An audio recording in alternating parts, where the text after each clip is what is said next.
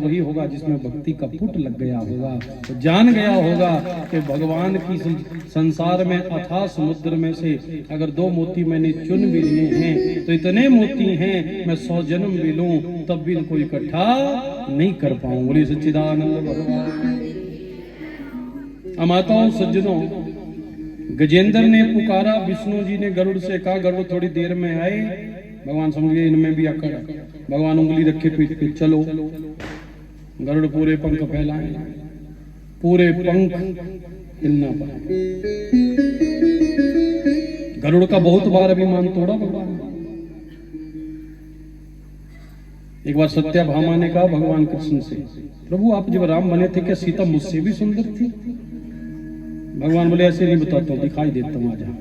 बैठा लिया पास में और गरुड़ को बोला जाओ, हनुमान जी रहते हैं सामने नीलगिरी पर्वत पर, बोलना तुम्हें तुम्हारे राम बुलाते हैं। गरुड़ जी गए और हनुमान जी बिल्कुल बूढ़े बोले बाबा तुमको राम जी ने बुलाया है। गरुड़ सोचे बूढ़े बाबा क्या कौन वेट करेगा, पता नहीं महीने में पहुंचेंगे 2 महीने में, हम तो स्पीड से चलते हैं आगे वापस। और दरवाजे पे खड़ा कर दिया, सुदर्शन से कहा तुझे भी अभिमान है ना, तेरे से बड़ा कोई शस्त्र नहीं, जा खड़ा हो जा दरवाजे पर, अंदर कोई आने ना पाए। गरुड़ जी आकर पहुंचे तो क्या देखा, हनुमान जी पलोटत पाय अंजनी निरख पद पंकज होत निहार। श्याम जी के श्री चरणों में हनुमान जी बैठे। गरुड़ जी की तो मैं गई कि जिनको बूढ़ा समझा था मुझसे भी 1.5 महीना पहले पहुंच गए।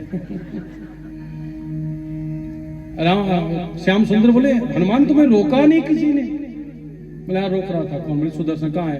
दांत के नीचे। ये लो थामा। सच्चिदानंद अब सत्यभामा जी बन ठन के बैठी हैं। हमें कहेंगे माता सीता तो हनुमान जी देखे। बोले प्रभु ये दासी कौन बैठा रखी है बगल में? मेरी माँ कहाँ है? जगत जननी जगदम्बा कहाँ? भगवान अहंकार तोड़ता है। गरुड़ जी का भी टूटा, हिल नहीं पाए। भगवान ने कहा गरुड़ तुम मेरा भार उठाते हो तो तुम बलशाली नहीं, मैं फूल की तरह हल्का हो जाता हूँ तो उठाते हो, अन्यथा तुम्हारी सामर्थ्य नहीं जो मेरा भार वहन कर पाओ। गरुड़ की भी मैं तोड़ी। उधर गजेंद्र डूब रहा था, थोड़ी सी सूंड बाहर बची थी, आते हुए भगवान को देखा। सोवंता सरे स्वरूपले गृहीत अर्तो दृष्ट्वा गुरुत्वमते खमुपात चक्रम उत्क्षिप्य साम्भुजकरा गिरिमाह कृच्छा नारायणाखिल भगवन् नमस्ते। डूबते डूबते का कमल पुष्प चढ़ाया, का तारो चाहे मारो जिम्मेवारी आपकी। भगवान ने सूंड से खींचा, सुदर्शन से मगर का मुख चीरा, गजेंद्र को बचाया। बोलो भक्त वत्सल भगवान की। भगवान ने जैसे ही बचाया तो परीक्षित जी ने कहा कि भगवान ने बचाया गजेंद्र को, लेकिन पहले कृपा किस पर हुई? तुम्हें क्या लगता है? पहली कृपा तो हुई मगरमच्छ पर।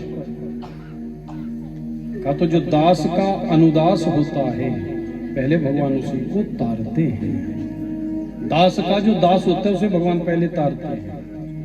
आप किसी सदगुरु से जुड़ जाते हैं तो गुरु के द्वारा निभाए गए नियम को आप लेते ही मंत्र उसी दिन से आपका जब एक से नहीं चलता, जितना गुरु जप चुका है उससे आगे ही चलता है। बोलो राधे राधे राधे राधे राधे राधे।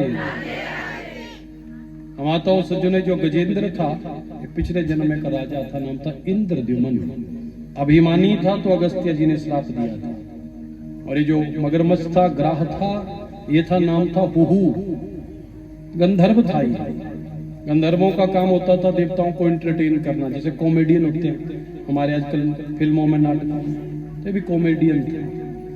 और इसने भी जाकर एक दिन देवल ऋषि स्नान कर रहे थे नदी में, घुटनों तक खड़े थे पानी में और दे रहे थे सूर्य को अर्घ्या, और पानी के नीचे से गया पैर पकड़ लिए। महात्मा डरे कहीं मगरमच्छ तो नहीं आ गए, जोर जोर से हंसा। महात्मा जी बोले जब मगरमच्छ की तरह व्यवहार किया तो मगर ही बन जा। इसने अनुनय विनय किया तो कहा ऐसी पैर पकड़ते रहना, एक दिन कल्याण हो जाएगा तेरा। तो आज गजेंद्र का भी मोक्ष हुआ। इसी तरह भगवान हर मनवंतर में अवतार लेते हैं। एक बार क्या हुआ, दुर्वासा ऋषि नारायण का दर्शन करके लौट रहे थे और रास्ते में मिल गए कौन? इंद्र। भगवान ने चलते चलते फूलों की माला दे दी। दुर्वासा जी सोचे अपने राम के क्या करनी, माला दे दी सीधी इंद्र को। इंद्र ने भी माला पहना दी अपने हाथी के गले में। हाथी ने तोड़ मरोड़ के 2 मिनट में फेंक दी। दुर्वासा जी बोले, देवताओं के राजा हो, संत की दी हुई वस्तु का निरादर करते हो, जाओ तुम देवता श्रीहीन, बलहीन और पदहीन हो जाओगे। और जब श्राप दे दिया तो माताओं सज्जनों देवताओं का बल क्षय हो गया। तो देवताओं की जगह राक्षस करने लगे राज्य, राजा बलि राज्य करने लगा। तो देवता गए नारायण की शरण में, नाथ क्या करें? भगवान ने कहा काम करो, समुद्र मंथन करना पड़ेगा, लेकिन समुद्र मंथन करने के लिए आपको राक्षसों का सहयोग लेना पड़ेगा। राक्षस हमारा सहयोग क्यों करेंगे? तो भगवान कहते हैं, हरियोऽपि संधिहा सती कार्यार्थ कौरवै अहिमूषकवत दैव ऋतस्य पदवीं। कहते हैं समय विपरीत चल रहा हो तो बैरी को भी मित्र बना लो। हमारे घर में एक कमरा होता है, सबके घर में होता है, जिसमें पूरी दुनिया का किवाड़ भरा होता है कि नहीं? जोर से बोलो। उस कमरे में किवाड़ रखा है सारा। कोई कह दे बुद्धिजीवी आकर, क्यों कमरा खराब करो, खाली करो, खुद रहो। बोले भैया रहने दे, किवाड़ है, कभी ना कभी काम आएगा। सोचो, घर में पड़ा किवाड़ काम आएगा तो जिंदा इंसान काम नहीं आएगा। जोर से बोलो, आएगा ना? लेकिन किवाड़ का कमरा आज भी घर में है, लेकिन इंसान का इंसान के प्रति भाईचारा कम हो गया। सबसे बड़ा दोष लगा हमें सनातनियों को। हर जीव के अंदर ब्रह्म का दर्शन हमारी संस्कृति है। तो कहा जब विपरीत समय हो बैरी को मित्र बना लो। देवता के बड़ी बड़ी दंडवत होने। राक्षस बोले, आओ छलियाओ कपटियो, क्यों आए हो? स्वकार्य कुशला सुरा, अपना कार्य करने में सुर। देवता बड़े चतुर हैं। हम बड़े दिनों से सोच रहे हैं कि हमको समुद्र मंथन करना है, फिर आपका सहयोग चाहिए। क्यों? हमें क्या मिलेगा? बोले जो निकलेगा 50-50 एग्रीमेंट साइन करवा लेंगे, वकील भी 2 गवाह भी डाल लेंगे। राक्षस से तमोगुणी कौन थे? 3 गुण है दुनिया में, सत रज तम। ये अंगूठा ब्रह्म है, ये हम हैं, ये सतो गुण है, ये रजो गुण है, ये तमो गुण है। हमारे हाथ में सारे अंगूठा ब्रह्म है। अंगूठा ना हो तो इन उंगलियों का भी व्यवहार ठीक चलता नहीं है। और जब भी किसी लड़ते हैं तो कौन सी उंगली जाती है आगे? ये हम हैं स्वयं। इस उंगली का प्रयोग होता है कहाँ? पितरों की पूजा में। हमारे शास्त्र में कहते तर्जनी मोक्षदायिनी, तर्जनी मोक्ष दे सकती है। अगर ये उठने से अच्छा इधर घूम के अपने को देखने लग पड़े। बोल वृंदावन में हरिलाल। माताओं सज्जनों राक्षसों ने कहा ठीक है हम करेंगे। राक्षस आ गए। भगवान बोले अब मंथन के लिए मधानी चाहिए। तो मधानी के रूप में मदरांचल पर्वत को उठाकर चले देवता और राक्षस। गणेश जी को नहीं मनाया, 4 कदम चलते पर्वत छूटा, किसी का हाथ टूटा, किसी का पैर टूटा। गिरिम चारोप्य गरुड़े हस्ते नेके न लीनया। भगवान ने गरुड़ के ऊपर रखा पर्वत को और जहां मंथन करना है वहां पहुंचा दिया। अब घुमाने के लिए नेति चाहिए। तो बासुकी नाग को चलो आप चलो नेति बन गए। बासुकी नाग बोले हमको क्या मिलेगा? तुमको भी अमृत छका देंगे, तुमको भी परमानेंट अमर बना देंगे। बोले फिर तो बहुत बढ़िया। अब ले आए, अब पर्वत को डालने लगे समुद्र में। पर्वत डूबता गया, टिक नहीं पा रहा है। तो भगवान ने यहाँ पर एक अवतार लिया। कृत्वा वपुम काच्छपम अद्भुतम प्रविश्य तोयम गिरिमुंजहार। भगवान ने यहाँ पर कच्छप अवतार ग्रहण किया है। बोलिए कच्छप भगवान की। कछुआ बन गए भगवान और पर्वत को अपनी पीठ पर, भगवान की पीठ है यहाँ पर, पर्वत टिक गया, आधा बाहर आधा भीतर।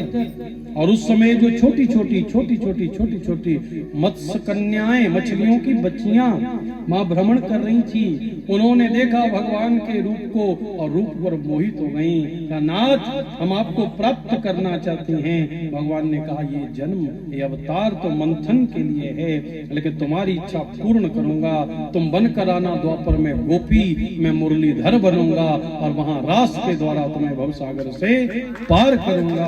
मछलियों की कन्याएं बनी गोपी। अमाता और सज्जनों समुद्र मंथन के लिए बासों के नावे लग गए।